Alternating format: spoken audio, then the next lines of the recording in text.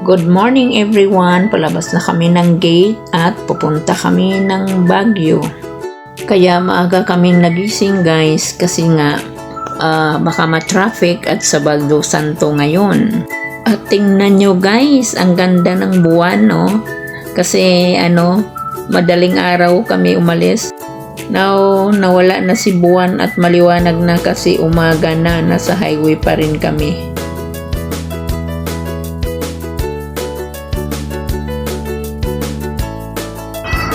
Minto muna kami dyan guys sa gasoline station. Ayan, paakyat na kami ng Baguio.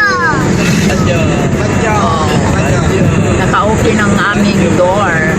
Kasi gusto namin pangatlong Baguio na ni Craig dyan.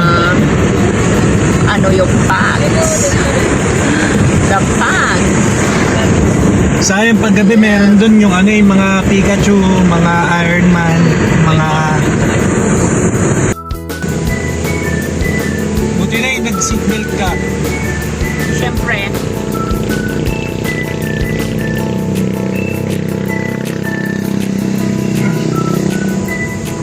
Walang mga... Ayan, tuloy-tuloy lang ang aming biyahe guys hanggang makarating kami kasi actually from my home and going to Baguio is 4 hours to 5 hours. Kaya medyo malayo-layo talaga guys ang biyahe.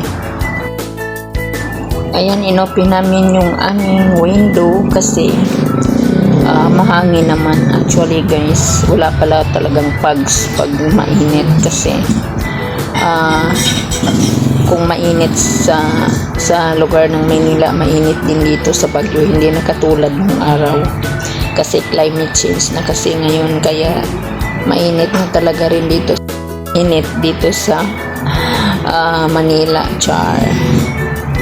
Kaya ayan, enjoy sa biyahe, open ang aming window kasi wala namang pugs. Hinto muna saglit guys, picture.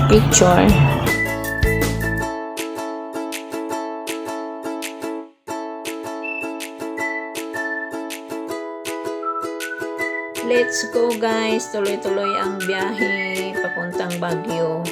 Alam mo guys, napansin ko ngayon na wala gaanong umaakyat papuntang Baguio. Siguro sa sobrang mahal ng gasolina ngayon or krodo, magkano na ang 1 litro. Ito na rin kami at paikot-ikot muna kami dito kasi nakahanap kami ng pradahan kasi marami din kapat.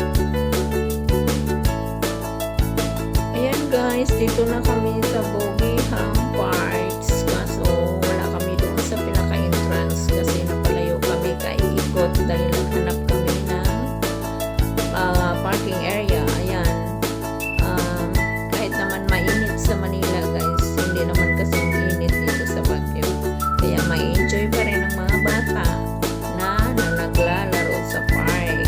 Ayan, ang saya-saya nila guys.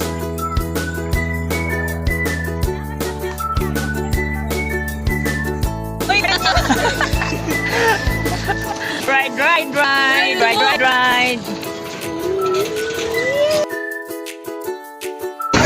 Oh, right there. Come on, overtake.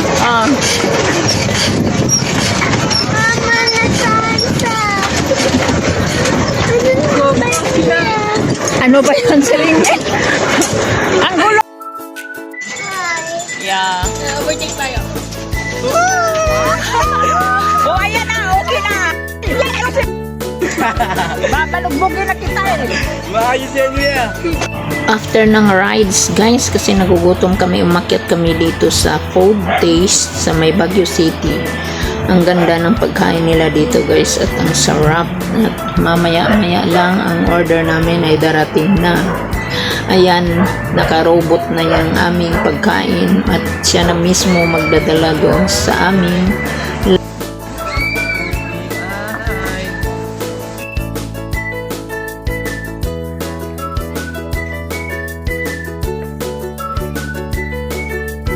Dito na naman si Inday guys sa Bornhorn Park. Nagpasyal-pasyal. Ay, ang ganda dito guys. Lalo na pag foreigner na mayaman ang kasama mo rito. Kasi tingnan mo naman yan guys. Oh, ang hotel pa lang mamahali na. Namasya lang kami dito guys kasi ang ganda ng park at saka tingnan mo naman yan. May kainan dyan guys. Kaso lang super pricey. Kaya pag pumunta kayo dito, kailangan malaman ang bulsa nyo. Charot. Ayan, ang ganda ng view. May enjoy ka kahit mainit. Hindi mo maramdaman ang init dahil sa ganda ng view. Ayun guys, may nakita ako siyang foreigner. Hindi ko na lang sinama pag video kasi baka mamaya pagalitan ako. Kasi may kasama siya.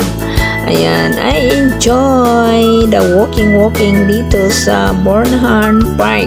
Mamaya magpa-picture kami dyan sa mga puno-puno ng kahoy. Ayan, akyat na naman ako sa hagdanan guys. Tingnan mo, ang layo na ng nalakad ko.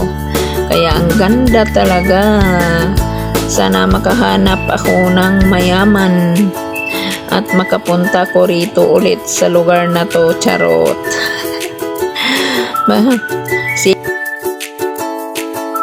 After na naman ng Bornholm Park guys, dito na naman kami naghahanap ng tsokolate. Masarap daw yung tsokolate dito guys, kaya try natin. Ayan na ang aming order. Ang sarap nga talaga guys. Galing ka Baguio, ito na naman may trabis at pali naman kami maliligo. Titingnan lang namin kung ano dito, kung anong ganap dito sa dagat ng Charot. Ayan, okay din naman siya. Kaya lang, order lang kami ng kape. At napapod sa biyahe yung Chunakis. Ayan, ito yung beach nila dito. Kaya lang, para siyang malalim. Tingnan mo. Ganito siya. Yata sa dulo is pier. Ayan o.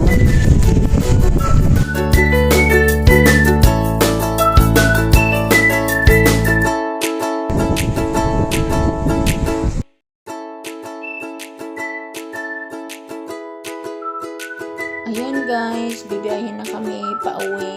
Ay, naku. Nasa-surpresa ako dito sa daanan guys. Ang tawag daw dito ay Kinon Road. Ayan, grabe.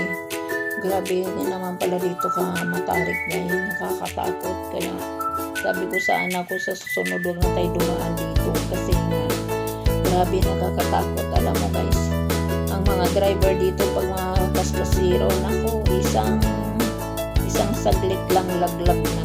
Kaya ayoko nang magtingin dyan sa side na yan na may mga bangin-bangin kasi nininervous ako. Feeling ko parang hindi na ako makabalik. Charot. Ang buti naman kasi ang aking anak naman ang nagdadrive at may tiwala naman ako sa kanya. Thank you for watching everyone.